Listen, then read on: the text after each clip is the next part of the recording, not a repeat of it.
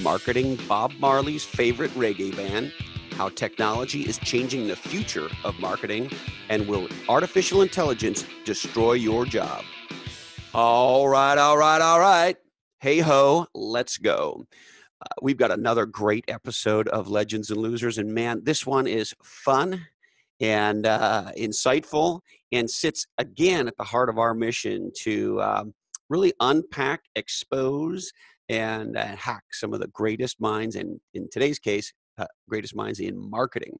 And part of what makes this episode fun is we have an amazing guest and an amazing guest host for the dialogue with our guest, Christian Sarkar. And our guest host is former Legends and Losers guest and CEO and founder of Positive Marketing in the UK, my dear friend, Paul Marr. A little bit more on them in a second. Wanted to give you a quick update.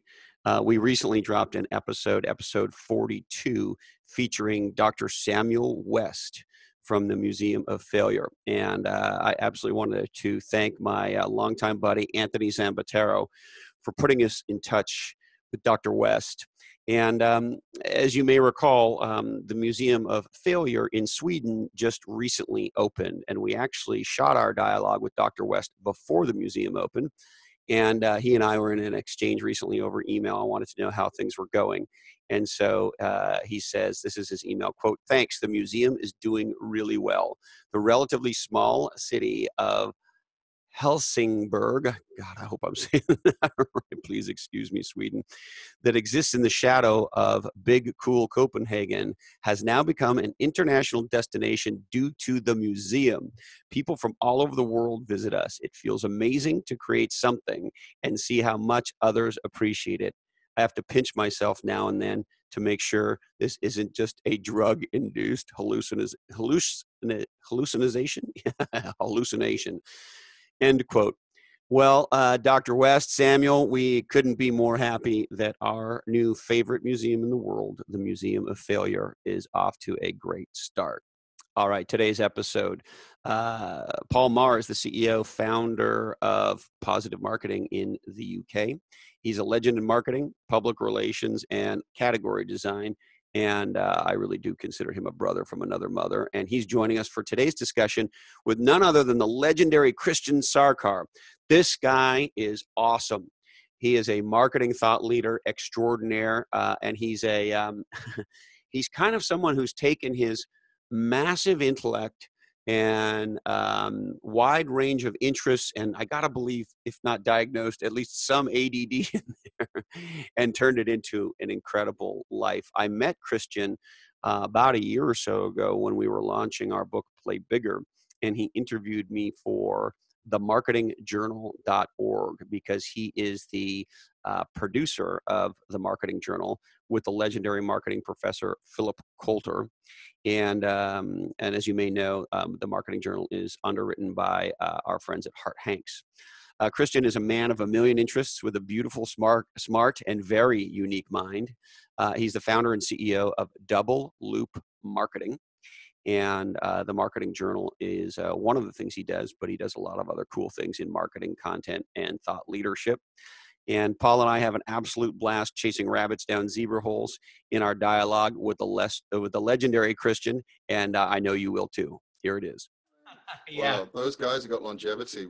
Yeah. There's obviously something to this reggae lifestyle that I need to explore if I'm going to stick around. Well, it's being vegetarian, actually. That's what they do, you know? Oh, is that so? For the uneducated, Steel Pulse is one of the world's best reggae bands. If not the best, my favorite band, but also Bob Marley's favorite band. So they've been around for 45 years, you know. And what exactly do you do for them, Christian?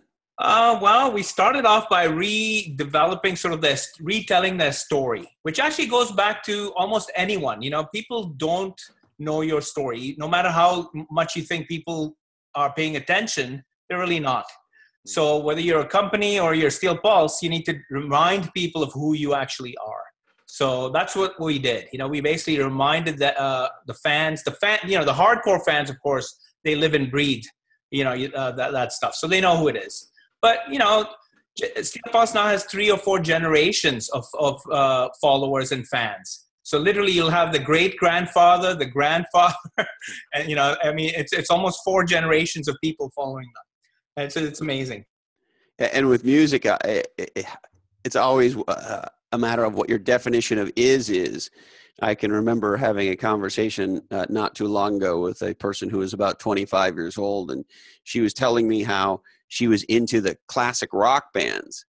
And I thought, oh, that's great. I love classic rock. Well, what kind of bands are you into? And she says, oh, like Nirvana and Soundgarden and Pearl Jam. Blink 182. Like, what is going on? Yeah. The Rolling Stones for sure, Black Sabbath, Led Zeppelin for sure, but like Ozzy Osbourne. Yeah. When did Pearl Jam become classic rock? Yeah. Something's gone fucking wrong here, Christian. Yeah. So going back to this idea of telling your story, right? And Paul, I'm sure you'll agree, right? It's all about the story. That if you don't have a unique story, that if your company doesn't have a story, then you're not really going to get anywhere. So for every customer that I have, just like you, Paul, I'm sure, we work on their story to make sure they can actually tell the story. And it has to be an authentic story. It can't be a made up fiction. It can't be, fakery. It's got to be the real thing. Fakery. I like fakery. Yeah. Why is it that getting your story down is so challenging for so many of us, myself included? Well, actually, you do a good job, Chris. I mean, you've done a really good job for a long time. But as you know, in the corporate world, people tend to polish their edges, and they don't want to have any rough edges, and so they end up being inauthentic. I mean, we end up being sort of fake, and because we create the PR people and they come up with a story that's not very believable. Because it might be something they want to believe in, but it's not true to their brand. It's not true to their history. And generally there's a founder behind all these companies whose personality, even if he's dead or she's dead, their personality still lives on in the genes of the company. And so you might have a company that's going against the genes of their founder. When that happens, that's a recipe for real disaster, right? So is it like a constant process of it's reinvention, self-actualization and reinvention? It is. It's also reinterpreting yourself for the next generation. So for a band like Steel Pulse, it is to make sure that they understand where you're coming from, the history of of the story of the band. That this band was there at the beginning. It was on the first tour with Bob Marley. They opened for Bob Marley in Europe. They've got, they've never turned their backs on their protest message. They stood up against xenophobia and fascism with their Rock Against Racism thing with the Clash back in, when was it? I mean, you can tell me, it was called Rock Against Racism, Paul. That had to be the 80s.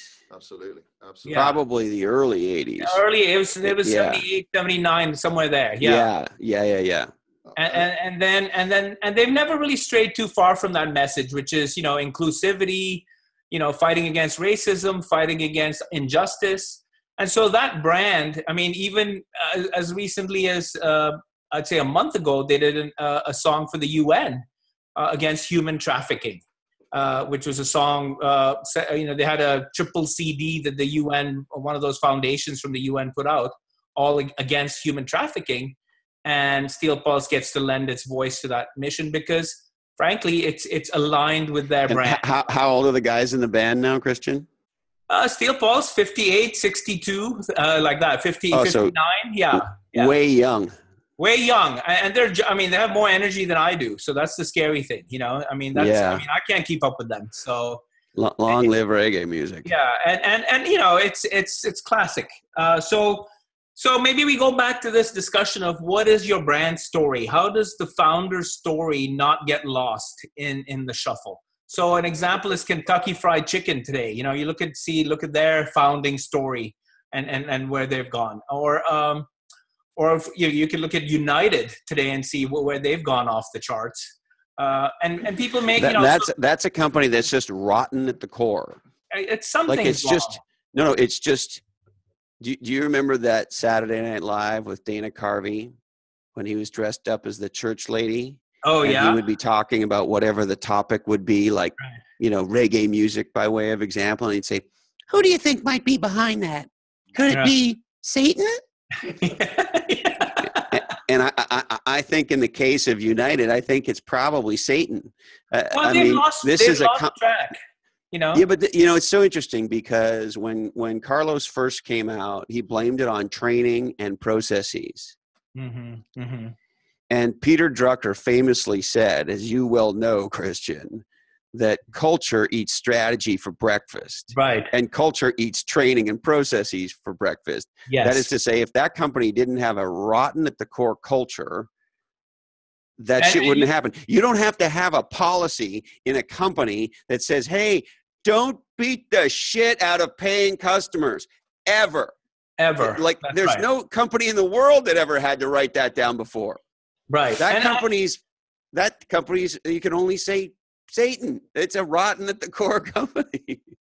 And you know, it's the whole industry. I mean, the whole industry has basically set itself up to be this kind of low cost, optimize everything, and sort of boss and basically drive your customers through the turnstiles like sheep or cattle. I have a card from American Airlines, Christian, and on that card it says 6 million miles. No bullshit.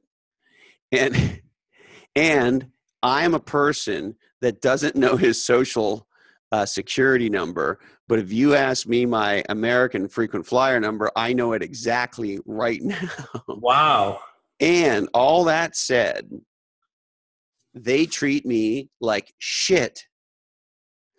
And so I agree with you. And the only sort of asterisk I'd say as a consumer of the airline industry is I love Southwest. I was just going to go there. Yeah, that's and I love Virgin, you know, but they just got sold, Paul. That's what we're worried about. Yeah, I can see that. But you know, sometimes they can sort of stick. Paul, we're losing you. Yeah, sorry. What helps you switch your mic on? I found in my long and maybe if you take it off mute there, handsome. Yeah, I see what you're saying. So no, Virgin could survive. Some British brands do survive being taken over by American conglomerates. Pret a Manger, we're very worried about those guys. You'll find McDonald's Corporation help those guys out, but they're back. I was just in a veggie Pret in Soho in London, and they're innovating. What's a veggie Pret? It's Pret a Manger, which you know. Yeah, it's a sandwich shop. Back to Christian's point about vegetarianism. Everything's vegetarian. The whole place is green. So does that mean they only have lamb? Surprisingly enough, it means that the folks who visit it, back to the longevity piece, tend to be, sort of fine, healthy-looking specimens. It's much easier on the eye than walking past Burger King and it's your American brands, if you know what I mean. Well, so you're saying go to the vegetarian restaurant because the ladies are more attractive. Is that what you just said on Legends and Losers, Paul? I think that's a category that I will skip. Christian, can I just go back on something you said about creating the legends and being true to yourself? Sure. Part of our job as professional marketing people is to help weave that. How do you see your role and how can you maybe give us some examples of when having an external? Yeah, when we talk to an external, so there's a client that I have right now, and I won't mention his name, but he has been doing this work that he does. He's a sort of an artist who's transformed his art into a craft, which has a high-end use in the industry. In other words, it's being used to decorate the houses and the planes and the yachts of sort of the one percenters. This guy had humble beginnings, and he's really an artist at heart. Now, his competitor is a Chinese company or a Thai company that sort of has a conglomerate that has offices and factories in China, all over the place, right? And they undercut him on price every time. However, when one of these fashion princesses wants their jet to be designed and equipped and arranged with the fancy stuff, they call this guy because his stuff really is, he grew up basically as an art student dissecting corpses in med school and sketching them because he wanted to be Leonardo and Michelangelo. You've seen those Michelangelo. What did he want to be like? Michelangelo meets Silence of the Lambs, or no? He was a med student. See, but he went from med student to being an artist, and then from being an artist to being this owner of a company. I guess he would have good anatomy knowledge that could make a difference, right? Is that what what he's doing. In med school, he decided that he actually liked drawing the sinews of the human body, like the Michelangelo stuff that you see, or like you see in Leonardo's notebooks. So he ended up. So the question is, going back to, how do we keep this guy authentic and tell his story? Right. So what happens is he's tempted to just go more commercial and just go with the flow and say, well, this is what we do, and leave out the part that actually differentiates him from everyone else. So what I'm trying to do is tell him, no, we need to go back to your founding story, which is, you're the guy who basically picked up some pieces of textile and wove them together and did this art thing that no one's ever seen before. And some of the biggest aircraft in the world, including some of the heads of state in this, many of the heads of state, the airplanes they travel on, they're all decked out by this guy and by his. And so is he the category king in this very tightly defined niche? I don't know how you'd define it, but and that's the problem. The master of the upholstery of the. Yes. Yeah. But he hasn't defined that niche. In other words, he's never named it. He's just kept his head down and done the work. And see, this is the challenge, right? Because if we don't tell the world, position yourself or be positioned, right? If we don't tell the world, Muhammad Ali said, if I don't tell them I'm the greatest, how are they going to know I'm the greatest, right? And so... even if you're not. Exactly. Like, fuck it, just keep telling... Well, we don't want to diverge into a conversation about politics, but if you just keep telling them what you want them to believe, maybe they'll believe it, right? Sure. And so there certainly is an element of that. But I did want to circle back a little bit, Christian, to if I'm a company, how do I know what's authentic? I mean, some companies seem to really know that, and some companies have no idea. If I'm trying to figure that out for my company, where would I look to find it? Well, look at yourself, man. If you have a company, Chris, I guarantee you it's going to be sort of a reflection of who you are. So almost every company, especially American companies, and even, Virgin Airlines and all that Virgin stuff. I mean, the guy's personality is writ all over his company. I mean, basically he's the soul of the company is this guy's spirit.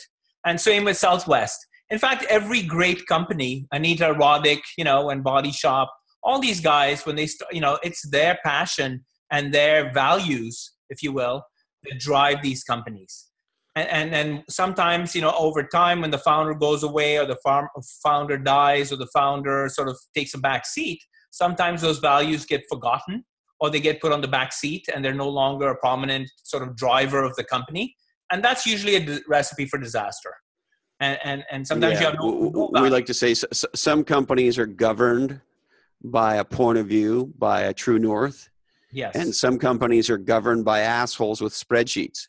Right. And if all you care about is shareholder value, then you're destroying the planet, you're destroying your company, and of course you're walking away with a lot of money, because that's the way our corporations are set up, for the CEOs to have nice paychecks at the expense perhaps of the company. So even while Sears goes down, the CEO of Sears walks away with a great package. Yeah, that part I never understood. You're going to have a hard time with me about capitalism for companies that do well and founders that take the risk and all that. We could talk about maybe it's oversized, but the reality is that's the system we live in, and I don't begrudge any entrepreneur who goes out and does that. In this case, it's a completely different thing where you have a company that's getting crushed and you have a CEO that's getting paid out. Right. So that's, and that's a negative story that companies aren't going to live down, So what happens is when there's this disconnect between the perception of the company and their story and the public that uses that company, that's when you get into trouble, right? So and in the age of the internet, any mistake you make is amplified in 10 seconds across the globe. So, I mean, I had more people in India sending me United videos than I had in America. American had fewer videos of all the jokes, that were coming from all over the world. And of course, in China, it was a big hoo-ha as well, against this airline. But let's go to the next thing. Okay, so once you've got a story, Yep. How do you make sure people know that and find that story? So this comes back to the idea of your story. Once you've told it, you can't just shut up once you've told it. You've got to make sure that people hear it over and over again, but not to the point of boredom, but it's got to be something that you have to be found. People have to find and like your story. So it's like discovering. You go ahead. Sorry, I just wanted to ask you, Christian. I mean, you are a sensei, a black belt in content marketing. And so once you've gotten this story, what are some of the techniques? What are some of the strategies to, particularly today, on one hand, it's exciting because two goofballs, Colin and I, can start a TV radio show, right? And so can everybody else, right? But at the same time, figuring out what's the right kind of content, what are the right kind of platforms and mediums, should I do one, should I do another? And then if I'm going to do that stuff, how should I measure it? Should I measure it? So sort of walk us through some of your thinking on how to, once you've got your story figured out and you now want to use particularly content and digital marketing, where you should go from there, I guess. Well, there are two ways to tell the story, and Paul knows this probably better than most people. And what you'll see is that there's sort of the fake news kind of approach where you make a lot of noise, be sensational, pick a fight, go take, like Ozzy Osbourne, go take a whiz on the Alamo and get arrested, and you're in the headlines, right away. So that's instant PR, right? Or any PR is good PR, that kind of mentality. Paul, you would never, would you, Paul? No, I think most PR freaking sucks. So I don't think about all PR being good PR. I think most of it. Oh, no, I meant you would never piss on the Alamo. Not knowingly, but that doesn't rule it out as a possibility. Well, they have good restrooms actually around the Alamo, so we're good. But anyway, my point is that's one way, right? Is to be sensational and say things that are outrageous. And there's a whole sort of industry built around that today. And you can say actually that a majority of our news is driven by that kind of sensationalism, wacko stuff. And then there's another kind of sort of leadership, which I call thought leadership. And by thought leadership, I don't mean that everybody can be a thought leader, but I can say that in any given topic, there's a handful of people that are leading the discussion in what's actually happening. Sometimes these guys are academics. Sometimes they happen to be a CEO with a point of view. Sometimes they're, just philosophers. But in general, these guys usually come from, so Southwest Airlines, if you want to look at it this way, in the airline industry, they had a position that said that humor and the ability to laugh and make people laugh is a core competence that we want in all our employees. And when we hire our talent, we're gonna judge them by how well they sort of entertain us and how funny they are and that kind of stuff. Man, I really don't want to get on a plane with a very entertaining pilot. That's just not what he's there for, right? Well, as long as he knows how to fly, Yeah. What if he's flying and entertaining at the same time? Yeah. That's what's worrying me. I don't but he needs to focus. Yeah, no. Okay, maybe it's not the airline that the pilot that I'm talking about here, but they did have a thing when they hire their flight attendants. They judge them on their ability to get along, crack a joke, and I've seen with my own eyes how they go the extra step, the extra mile. They do a few things that they don't have to do, but they do it because they have more they feel sort of liberated to do that because their culture doesn't penalize them for making a mistake as much as some of the other ones do, you see? So that culture is more forgiving and at the same time more flexible. So going back to this, how do you get a story out? So once you decide that you're going to be serious about, and you're not going to lie and cheat and do the shortcuts, right? Then what is left? So step number one, don't be a bastard. Okay. Don't be an ass, right? Yeah. And if you decide you're not going to be an ass, then what is there? Well, then you basically have to do something else, which is you have to be somebody who's teaching people how things work. And you have to be a voice for sort of the idea that you represent. And if you look at any idea, there's always one or two people behind those ideas that are sort of I would say, evangelists of that idea, right? And so they go around preaching this idea, and maybe debating the virtues and fight with somebody who's on the other side. But basically, you end up in almost any industry, you'll see there's a handful of people who lead the conversation. And this goes back to Chris, the other Chris Locke. You remember the Clue Train Manifesto, and that markets are conversations. Oh, yes. Yeah. I mean, that stuff hasn't really gone away. I mean, it's just now the conversation is very fast. It might be on Twitter, and it might be it's instant fire. It can take off in a second all over the planet. Yeah.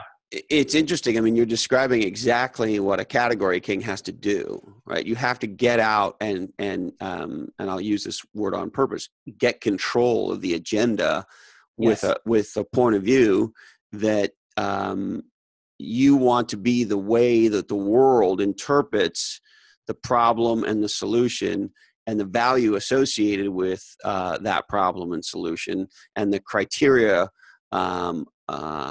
by which products and services in that category should be judged. Sure. If you're not the company doing that, somebody else is doing that. Sure, and take a category like innovation, and over time, there's sort of the history of innovation and ideas. You have different people who've come along, going back to Peter Drucker and his, innovation book that he wrote on innovation, and the 7 or 9 the sources of innovation, where he gives you, he basically tells you where to go look if you want to be innovative. And then you have different characters and individuals who have come up with particular points of view. And sometimes, these views lead the industry for a little while. So, for example, you have a guy like Larry Keeley, who says, it's not just product innovation we should focus on. There's many types of innovation outside of just product innovation. So we could look at innovation, for example, in your supply chain, innovation in the way you distribute your stuff, the innovation in sort of the way you finance your stuff. So he's got all these different categories of innovation. And so what you do is you're respectful to the history of this idea, and then you make your contribution on top of that. And I think the people who do that and respect the others who came before them, I believe, are the ones who stand out over the test of time, and over time become, the people who people will never forget. Do people really not acknowledge source? I mean, I think so. I think that's a real problem. Really? Absolutely. Listen, I wrote a book with three really smart guys, and we said it right there, like in the beginning of the book. Like, as a matter of fact, we said we were trying to stand on the shoulders of these giants, that this was our attempt to do that. And we said, like, these kinds of giants, and I could name them if you gave it, but how can you not do that? How can you not? Look, nobody starts at fucking zero. Well, we're not cavemen anymore. Starting at zero, but if you actually go back to the history of ideas in management, especially, you'll see that about 80-something% of these ideas all came from Peter Drucker. And it's true. I mean, they really do almost all come out of Peter Drucker. Good to great comes out of Peter Drucker. Learning what to forget. What are the things that companies must forget so they can move on? That comes out of Peter Drucker. Tomorrow's breadwinners, and how to forget what you've learned. Okay, go ahead. One of the things, I think a lot of what you're saying is spot on. There's no such thing as you can't reinvent some of the great management theories. But these days, marketing and category creation is very, very measurable. I know it's something that you do, Christian. We do too.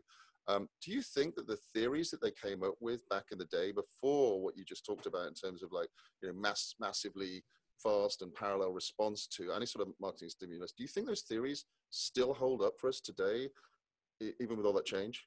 I'd say a lot of them do, especially, and I don't worship at the altar of Peter Drucker, but I do have to say that Peter Drucker has sort of an intuitive sense of what happens and what is happening even now. I was telling Chris last time we had a chat about his concept of the corporation. It's actually totally valid right at this moment in time. And that was one of his first books about sort of corporations and fascism and all that political stuff. What the role of a company should be, right? Yes. And employees versus, knowledge workers, all this stuff. So, Yes, I mean things have changed, and now we have artificial intelligence and this rise of this the cloud, and you can see that the cloud is going to become our intelligent sort of this super intelligence that's going to be hovering over all of us, looking down on us, kind of omniscient, predictive force that's going to say, "I know." Are you saying the cloud is going to morph into God, Christian? I'm worried about it. Yeah. And maybe not a very friendly one. Yeah. So on the AI front, I think that's a really interesting topic for all of us thinking about marketing, category design, etc. With things that can, if you like, think for themselves and can help you make decisions about how many nappies, I think you call them diapers, that you set beside the beer. That's the apocryphal story, or how many cars in a certain color you need to manufacture if you've got a red hot vehicle. For instance, there's a new Skoda, which is basically a rebadged Volkswagen, and you cannot get that car, at least in England. So they need to know to make it very efficient how they manufacture it. I mean, do you think that AI is going to put us marketing people out of business? I really don't. I think it'll put out. No, and it's not going to put you, me, or Chris out of business, but it may put the people who are doing repetitive, sort of mindless marketing, and by that I mean sort of the algorithmic stuff that machines can do, the repeatable stuff. So and of course this is a big debate that I've been having with Philip Kotler about how jobs are going away, and we do know that 40% of the jobs that exist today are going to be gone in 5 years, maybe, and that's a lot. That's a lot of jobs that are going away. And they're That's never a lot of jobs. Who says it could be as high as 40%? Well, there's a lot of people. David Brancaccio just had a show on NPR about robots taking over and sort of the types of jobs that are going away. Philip Kotler, at Northwestern University, this guy's known as the father of marketing. He's 84 years old and an amazing, the sharpest mind I've ever met. Let's put it that way. That's awesome. Yeah, he's an amazing character. So, and what does he say on this topic? He's worried about it, and he's trying to look at ways, and he's written about this several times on sort of what the issues are and what must companies and governments really do when jobs just go away and don't come back. And of course, there's this concept of the universal basic income. They're experimenting with it in Denmark. People get $700 a month to basically live. But then what happens? And if I'm not mistaken, didn't Denmark just come out, Kristen, at the top of the happiest countries in the world? Sure. Yeah. And in America, at least my reaction to that is, what? Yeah. What the fuck? Minimum income? Socialist bullshit? That's right. This aggression will not stand, man. You got to earn it. You got to get out there. You got to be an entrepreneur. You got to, you got to do something. Right. And like, and so it's so challenging to something that I have held to be true. And you go, well, hey, but you're lucky, Chris. Not producing the happy results. So it's producing some other set of results. But if the result is a happy nation, we need to pay attention over there. And that's a hard thing for me to think. In fact, I'll tell you something that's really interesting. I'm working on editing the autobiography of Philip Kotler right now. Oh, how cool of you. Yeah, it's very cool. It's coming out actually here in the next month or so. So in there, he has a chapter on what would really make America great again. Yeah. And he goes back to this happiness index that you talk about and sort of how do we create a climate where people feel included and their voices heard and that they're part of society, and society isn't sort of this, there is such a thing as the commons. And, England is way ahead of us in that sense because, you guys have a national healthcare system that works for the most part. Which is let's look at the flip side of that. It's sort of non-optional. It's a pretty chunky piece of tax. But how much do you get taxed? Let's just go talk about taxes. Let's not talk about taxes. It's 20, it's 40, it's 45 on basic plus NI about 8%, which is just another tax they call something else. It's a plenty of tax, and in Denmark, even on your 700 euros or kroner, I forget. There'll be you'll find a lot of people being pretty heavily taxed compared to America. So be careful what you wish for. Well, what do you mean compared to America? We're at 40%, 39, for the big guys. Well, you're in Texas, aren't you? Yeah. Yeah. We have no sales tax. I mean, we have no sales tax. That's right. I mean, not sales tax. We have no state income tax. That's right. Yeah. So in California, if you add up all of our taxes, we're at 60%. Nice. No, like we really are. You're basically paying for socialism. All of them up. That's right. You're paying for socialism, but not getting anything in return. So even better.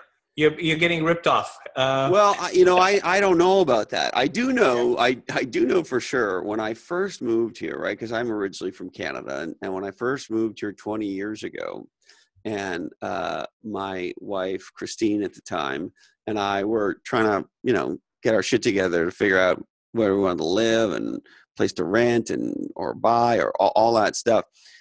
It was at a time when the real estate market was on fire in Silicon Valley, and it's mostly been on fire since I've been here, with a few little twists along the way. But I remember having this very profound experience, Christian, of holy shit, this is what capitalism gone wild feels like. Like I had a very visceral reaction. It felt very different, like pure full-on capitalism. Like they could make you line up and tax check. Well, you don't figure out it's that much tax at first, right? It takes a while to figure out you're actually at an incredibly high rate of tax in California. And we have huge property taxes in Texas. So going back to, how do companies actually, get the word out on their, I'm trying to, get us back off the political thing, Yeah. Attaboy. We just chased a zebra for a little while, and now we're going to get back to content marketing. But let's go look at companies that are trying to figure out how to get their idea out into the market. So if you're going to lead with ideas, you better have a good one. You better have good ideas, and they've got to resonate with people. They've got to mean something. Now the best advertising for an idea is that people love it and basically steal it and want to follow it and embrace it. And it becomes part of the lexicon and the vocabulary and the way we think, right? That's sort of the best branding. So a Xerox machine is a Xerox machine instead of a copying machine, right? Or we Google things instead of search for things on the internet. So the company becomes part of our everyday life and basically is part of our brains and part of how we think, and it's just part of our everyday existence. Now, Christian, I'm sorry I interrupt you, but it's too good. Lead with ideas is what you said. Yeah. What you didn't say was lead with products. That's right. Because a product is an idea. Well, isn't the idea about the product, I'm going to say something crazy on purpose, but the idea about the product is more important than the product. Well, it's the job to be done. Which goes back to why do people hire a product? And there's a theory that says that people hire a product to get a job done. And that's why they buy the product, because they're hiring it to get something done that the product does better than any other product to do that job. Is that true for a beer too? Well, it might be. It depends on what the job is that you want to have done. So there's functional jobs, there's emotional jobs, there's social jobs. So for example, if you're trying to show off that you're drinking the most expensive beer in front of your friends, and that's the job you wanted to do, then you're going to buy, one of those weird beers that costs a lot. They're the good ones. Yeah.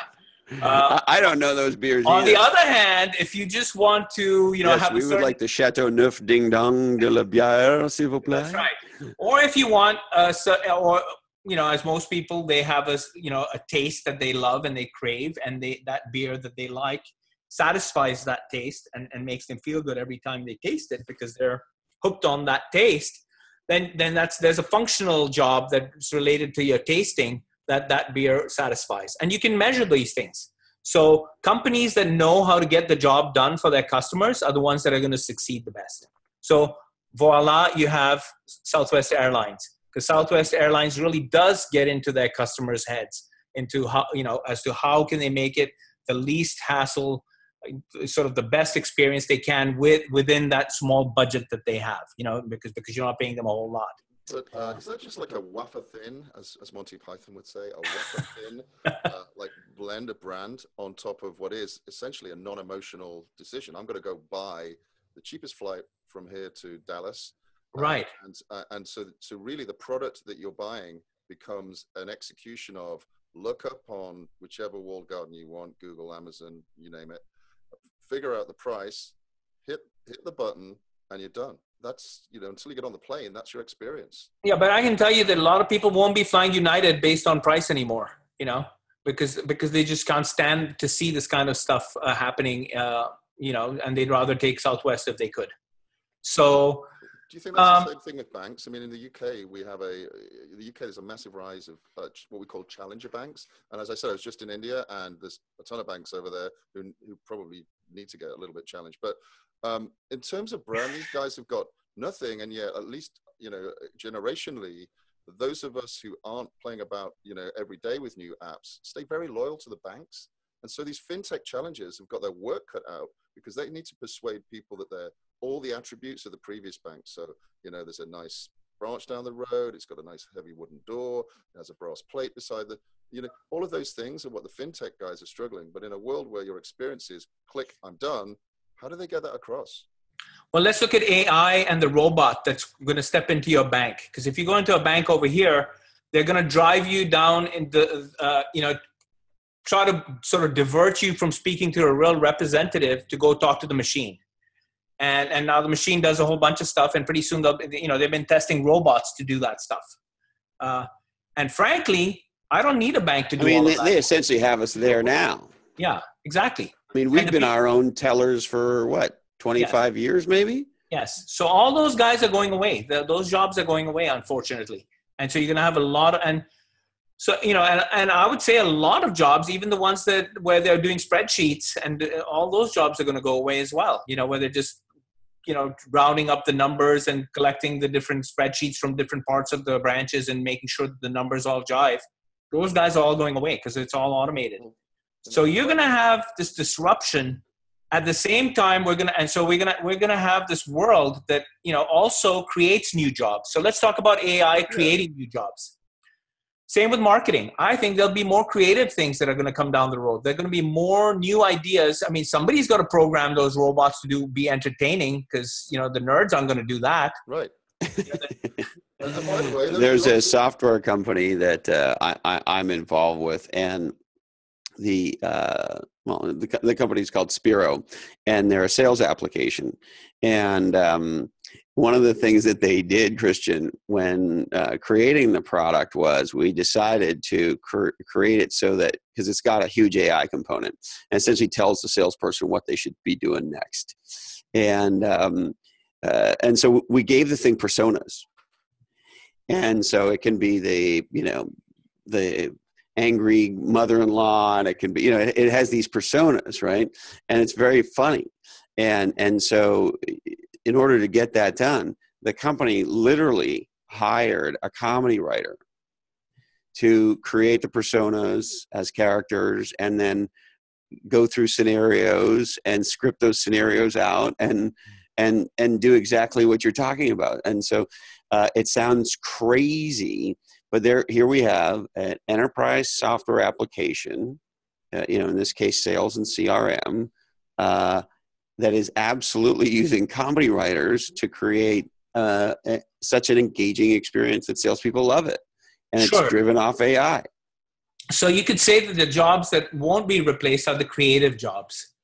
And there's this book by Richard Florida on the creative class and the rise of the creative class. And he's talking about engineers and anybody who does real knowledge work that isn't sort of repetitive stuff is a knowledge worker.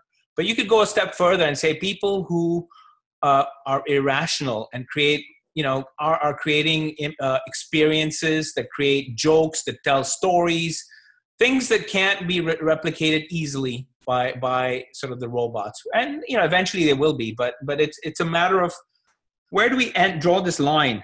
Well, can I just maybe make a suggestion there? Because I don't know of any kid that ever told his mum and dad when he was growing up, my dream is to be a bank teller. Right. I mean, some people tell me that's possible about accountants, and I know you've got a very creative accountant, but I don't know. Hey, man, I didn't do any creative accounting. That's alternative fact. Matter of fact, I didn't do any accounting, man. I failed grade 10 math. That's alternative accounting. Okay. Okay, so moving swiftly on from that one, I mean, some of the jobs that are being replaced here, nobody wants these jobs, right? Nobody wants to be a bank teller. You know, nobody wants to really, and I don't mean this as disrespect to knowledge workers, because at least in the UK they're rebranding, but nobody wants to be a librarian when they grow up. I don't believe it. These are jobs that computers do better than we do, so freaking let them have it. Why not? My question is on this. You just pissed off the entire librarian don't knock nation. librarians, okay? Librarians are like peace and love out to the librarian community. I saw them in a convention one time in, I think it was Portland, Oregon. And I just wanted to shout out really loudly, guys, have you heard about Google? But I resisted the temptation and I survived the experience intact. But just in terms of the AI-ness, I mean, it really is taking away a lot of jobs. I'd love to know what these creative jobs which are going to be created are, because, you know, like these are the jobs our kids have to do. And I think you're right, but I think there's possibly the rise of the robots is an issue for marketing. The AI piece, as you said, is an issue for lots of jobs. What about these non-marketing experts who find themselves, you know, practicing, as you would say, Chris, what's it, medicine without a license? Is that how you say that? What do you mean, non-marketing experts giving marketing advice? So as the jobs change, a lot of the analytics even, and which advert works, as we know, is programmatically decided. Where's the creative bit that says, go with my hunch, tell the story, as you said, Christian, figure out what the founder story is, tell it really well. You know, how much of that is required when a lot of the work is, you know, the numbers say this, so let's do more of this. Sure, and people do that, but the numbers, you know, there's a book by a guy named Martin Lindstrom called Small Data, where he doesn't look at the big data, he looks at the hidden assumptions underneath sort of cultural information that, you know, computers can't get. And in that sort of world, he does stuff like he goes to Saudi Arabia or let's say the Middle East somewhere where they're building a mall. And they ask him, hey, we want to build a mall that people want to come to and spend time in. And what is it about our culture that you can tell us about that would help us design a mall that would just attract people to our, you know, the shopping experience? So he did a little bit of studying and he noticed that in almost every Saudi Arabian house that he went to, or maybe it wasn't, maybe it was somewhere else in the Middle East. I'm confused now. Maybe it was Dubai or somewhere. But bottom line is there was a lot of water imagery in all these houses. Fountains on the, you know, all the wallpaper had fountains and stuff. Because it's so hot in the desert sort of thing. So they create these cool blue. And they covet what they don't have. That's right. So guess what? This mall that they designed was a water world. It was just water and fountains and stuff, you know, just, you know, splashed everybody with water. And that turned into the biggest hit. So that kind of stuff doesn't come from big data. It comes from getting new insights by looking at these tiny little quirks that human beings have. And this whole book is about that concept, which says that creativity isn't dead. It's just going to be a little different. And we're going to have to learn new ways of seeing to see beyond the big data. Because the big data just tells us stuff pretty much we already know. It tweaks, it optimizes something, maybe a few more bucks here, optimizes sort of the efficiency of something. But it's not as predictive as we like. And it certainly doesn't create the new world, the new experience, the new, you know, something, the new categories, Chris, that you know, the innovation comes from people, for sure. Yes. For sure, because somebody has to have an insight based on either A, a problem nobody else has seen, or B, a way of looking at a problem that nobody else has quite looked at it. So somebody has to have that insight. Right. You know, you can go look for inefficiencies in capital markets, and you can there'll be all sorts of cool things we'll be able to do with. You know, we had Brian Kramer on Legends and Losers, and he was talking about how, you know, some of the stuff they're starting to do with chatbots already, where you have interactive sort of software robots doing things with people and or collecting data which can be analyzed. And so, you know, that's going to bring a lot of cool shit to the table for sure. And I think the more marketing gets analytical, the better it'll be for all of us in marketing. You know, or not. because some of us don't want to be sold. Some of us don't want to be optimized. Some of us want to live you mean as consumers? As consumers. I mean, I'm going back to the consumer and thinking, what do we, do we really want to spend all our time on social media? Do we really want to spend all our time having people bug us? And maybe not. Maybe it's just a thing that we're going to get tired of and go, you know what, this is enough of this. And that we'll basically have enclaves where there will be no internet.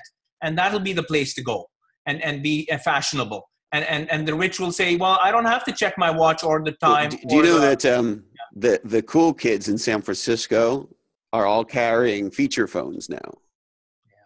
It's kind of retro. It's kind of like buying a record player. Right. Which is great. I love the scratchy sound of vinyl. But with all that said, Christian, I get what you're saying. And I have a hard time believing we're getting off the social mobile. No, cloud, we're not. Right? There may be people where you say, hey, I need some time off this stuff. And I've been hearing a lot about apps that track your time and usage and sort of tell you what you're doing. Yes. And then there are apps that you can turn on to begin to regulate yourself. So, you're only allowed to be on Twitter from X time to Y time. Do you remember in Australia, Paul? You were talking about Virgin earlier. Virgin Mobile did this thing on the weekends, this program on the weekends where you could block yourself from calling someone else from certain hours on the weekend in the evening, and it was so you didn't get drunk and drunk dial your ex. Right. Or what if like what they've done in France, where they said that if you're off duty, right, you're an employee who's gone home, you don't have to answer your email anymore. It's by law, you're not required to check your email. Well, I have a French employee who's just been on vacation, so I feel uniquely qualified to talk about this. And I could just tell you, that is a fact. Yeah. He's not checking his email, is he? We won't go into names, but that's for sure. But you do bring I do remember, and I'm not going to say the company because I don't want to incriminate the person, but Paul and I have known each other for a long time. He's going to know, but just don't look on LinkedIn. To quote Archie Bunker, stifle Edith.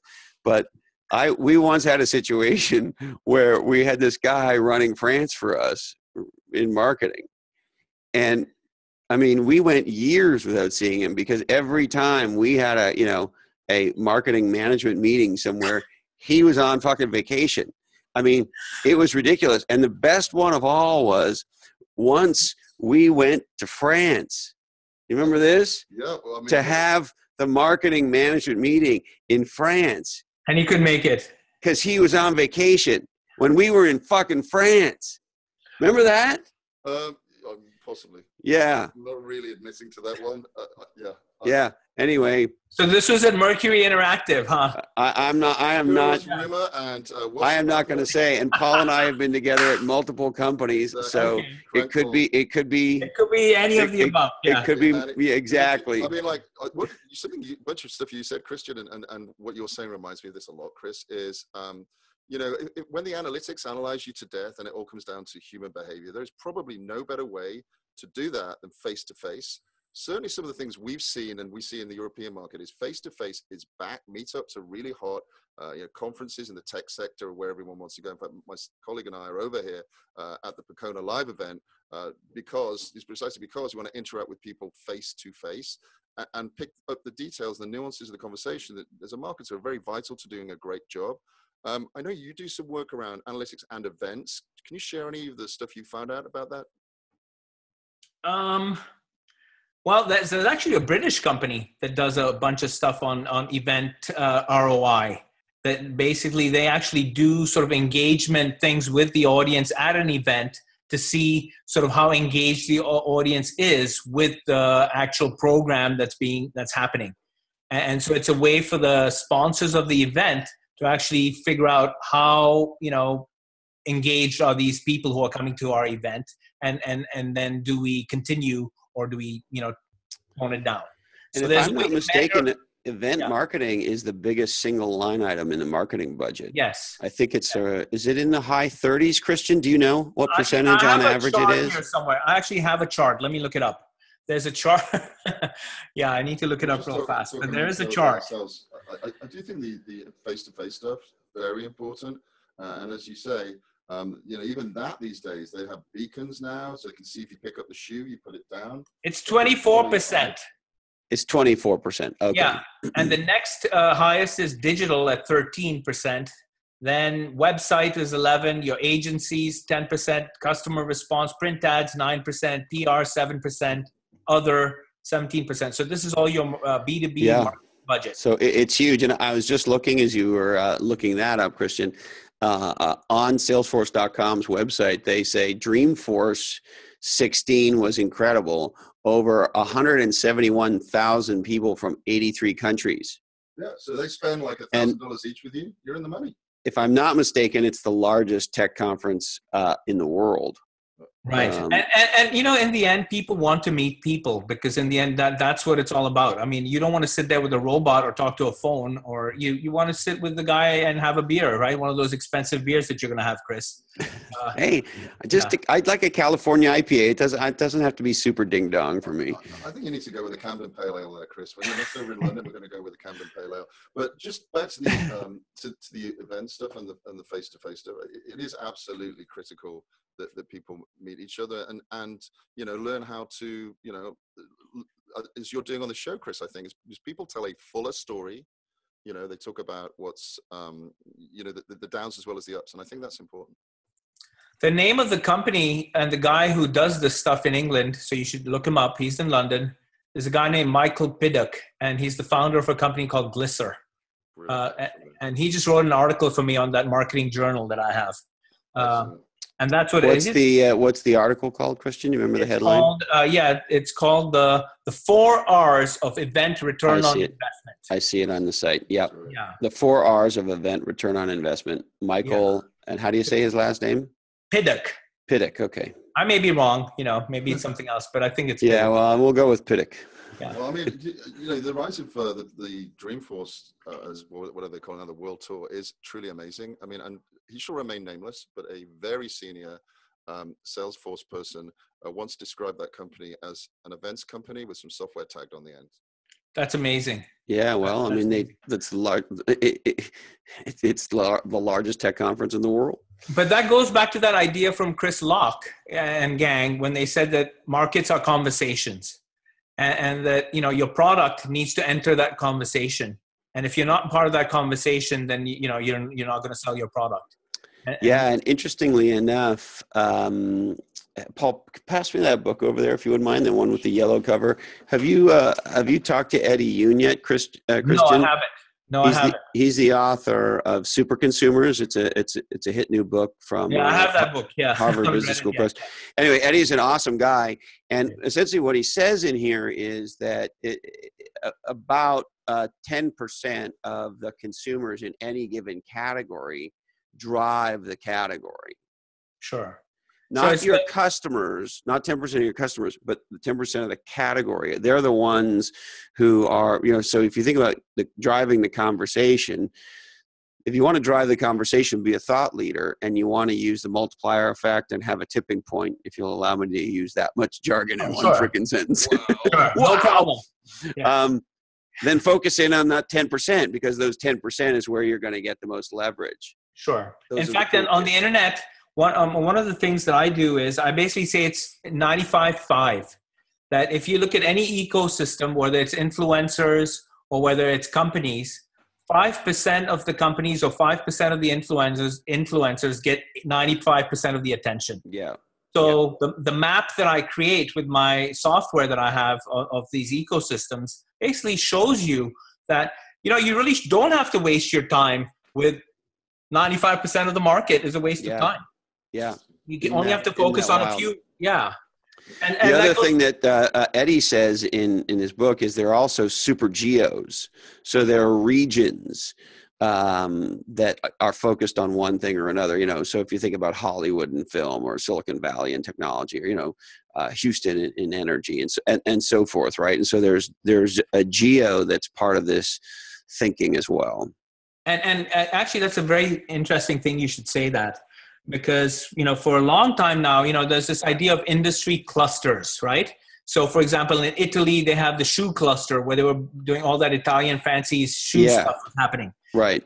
And you have Michael Porter who did his studies on that. Well, the internet has changed that in a very interesting way, because what it's done is it's actually helped create a global cluster of people who might be in different locations. And it doesn't matter. And it doesn't matter anymore where you are, because you're now part of this global hive mind that we talked about up in the cloud. That's right. Where you can communicate with everybody else. And you might be in some backwater place.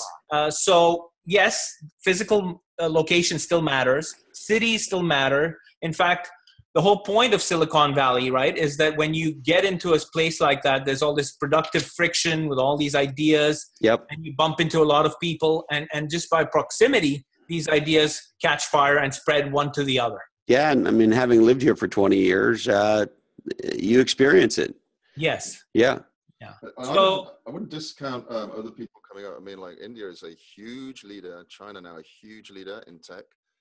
And so the advantage you get from, a center, a nucleus, if that's eroded, that may not be a good thing. In the UK, for instance, we see the French government declare the absolute war on the UK startup scene. They're giving very favorable situations. And traditionally, that has not been a very smart place, efficient place to hire talent and, move people around as you need to. But these guys are going to war. Berlin is coming up. Berlin is amazing. Yes. And so you have these city states. In a way, John Hagel says this, like you have this return of the city state where these little cities are now competing not as nations, but as cities. And the citizens of that city are what, create this competitive advantage. So, for example, the North Koreans and the South Koreans, are separated not just by geography and ideology, but literally by a time warp in terms of technology, because South Korea is sort of leading the world of design and engineering and everything else. They're sort of, the kids who grow up in South Korea are about, I would say, 5 to 10 years ahead of our kids in terms of how they use technology. And John Seeley Brown, to drop another name, is You just hang out with all the smart kids, don't you? That's by design, by the way. I just try to pick their minds. But that's my ecosystem mapping for nerds. How do you find the best nerds to hang out with? But what he said is, you can predict where technology is going by observing the teenagers in these geographies that you're talking about, Paul. So if you look at how the kids in South Korea, were using their text, 10 years ago, that's what's happened now here. That's fascinating. Yeah. So hang out in Seoul and check out the kids. Yes, absolutely. And see what they're doing, because that's coming. It's coming, it's like what Peter Drucker said, the future is already here. It's just not evenly distributed. So you have to go to the places. Oh, I love that. That's a great quote. The future's not here. The future is here. Yeah, it's just not evenly distributed. Yeah. That's awesome. Yeah. Well, hey, Christian, is there anything else we should touch on before we kick out of this wave? I think we're good, man. I mean, I guess I just want to say, people who are trying to do marketing need to stick to the basics, which is have a real story, get the message out, have a website that actually converts people. So you don't, make it easy for people to buy what you're selling, and have fun. Because if you're not having fun, you turn into United Airlines. Okay. Wow. Okay. And we are going to reaccommodate their asses out. That's right. It occurred to me the day the press conference from the family of the doctor who was pulled off the plane went down, I saw about half the press conference, and I'm sitting there watching it, and I'm thinking, holy shit, this could be the beginning of the end of United Airlines. I mean, it is unbelievable. Well, he's not going to be chairman anymore, Mr. Oscar, Yeah, well, by the time this airs, he may not even be around. No, he'll be around, I think, because they move slow. But he was voted PR Weeks or one of those. I know. Communicator of the Year just the month before. So what a lying, terrible. Yeah. All right, Christian. Hey, listen, Pleasure. You're awesome. Thanks, man. We love chasing zebras with you. Love chasing zebras with you. Peace. Peace out. Be legendary. Ciao. Cheers. Thanks. Bye. Bye-bye. Wasn't that a lot of fun? Thanks again, Christian and Paul, for joining us. If you like this episode, you'll love episode number 20 with none other than the legendary Paul Maher himself. As you may have heard, I am on tour with our friends at NetSuite on the Next Ready Business Tour. For more information, you can go to legendsandlosers.com and click on NetSuite Tour. On August 24th, I'll be in San Diego. September 20th, Denver. September 26th, Toronto, Canada, September 27th in New York, and that's a new date. So things are still moving around a little bit. And hopefully we will have we may have a Kevin Maney sighting, co-author of Play Bigger in New York. And on November 9th, we will be in the Smoking Hot Miami. And if you want a personal invitation to come to the NetSuite Next Ready Business Tour, send an email to blackhole@legendsandlosers.com, and we will get you connected with the right folks. You can also check us out at legendsandlosers.com. Our website is actually pretty awesome. Subscribe on iTunes. Please give us a legendary review. Reviews drive podcasts, and we would love it if you wrote us one. We would also love it if you joined us on Facebook. We're starting to have more fun on our Facebook group, facebook.com/groups/legends-and-losers. We're on Twitter at legendsandlosers. And of course, the email, once again, blackhole@legendsandlosers.com. We love to hear from you. Also like to do a couple shout outs. I want to say hi to my old friend, Peter Randolph, for his Facebook post about reading Play Bigger on the beach. It turns out Play Bigger is summer reading, if you believe Peter, and I do. And it's great to hear from you, Peter. It's been a long time since we rock and roll, but great to be back in touch. I'd also like to thank the London-based multimedia journalist Amy Gutman for her Forbes story, 4 founders' favorite books. And one of those founders, Christina Fonseca, who's the co-founder of a company called TalkDesk. And in this Forbes article, they say that if there is a playbook for building the next Google, Facebook, or Amazon, this is it. So that's high praise for Play Bigger. And, it really touches me to know that you folks are reading Play Bigger and talking in such a laudatory way about the book. We would like to thank our friends at Equity Directory, helping startups connect with the talent and resources they need to build legendary businesses. HarperCollins Instant Classic, Play Bigger. How pirates, dreamers, and innovators create and dominate markets. Our good friends at onelifefullylived.org. Dream, plan, and live your best life. Spiro, the sales app for salespeople and sales managers who like to make money. Verve Coffee Roasters in Santa Cruz, California. Pour some Santa Cruz into your coffee.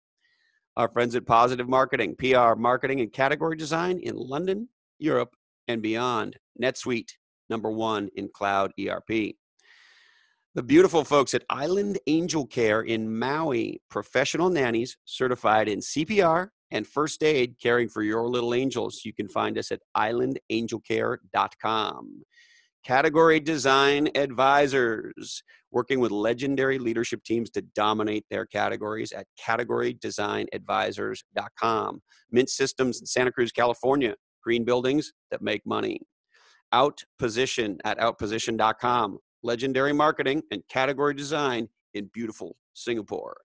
Interview Valet, podcast interview marketing. Get yourself on some podcasts and get some business done. Speaking of podcasts, the Business Leadership Series podcast with our friend Derek Champagne, and the Millionaire Mindcast, the podcast for focused, for millionaires who are focused on the right mindset, money, and motivation to be legendary, with the incredible Maddie A., who will be on an upcoming Legends and Losers. Our friends at the marketingjournal.org, what legendary marketing people read. What a great publication that is. And thank you for including me in the past. And Doctors Without Borders. You make a donation and we make a difference with the most at-risk people on planet Earth. Today's information is provided to you solely for informational purposes. This oddcast is the sole property of the Legends and Losers Oddcast Network. Please be aware the producers of this podcast might have been consuming libations. This is not recommended for wankers. All oddcasts do contain nuts and are never tested on animals. Please don't tase your brother. In the event of a water landing, this oddcast may be used as a flotation device. Listen to Chris Cornell. Teach girls to write software and do math. Support your local peach farmers. Remember, This oddcast really ties the room together, and our deepest apologies go out to Bill McDermott, Chief Executive Officer of SAP. Sorry, Bill, we just ran out of time for you. That's it, my legendary friends. Thank you so much. We'll see you soon on Legends and Losers.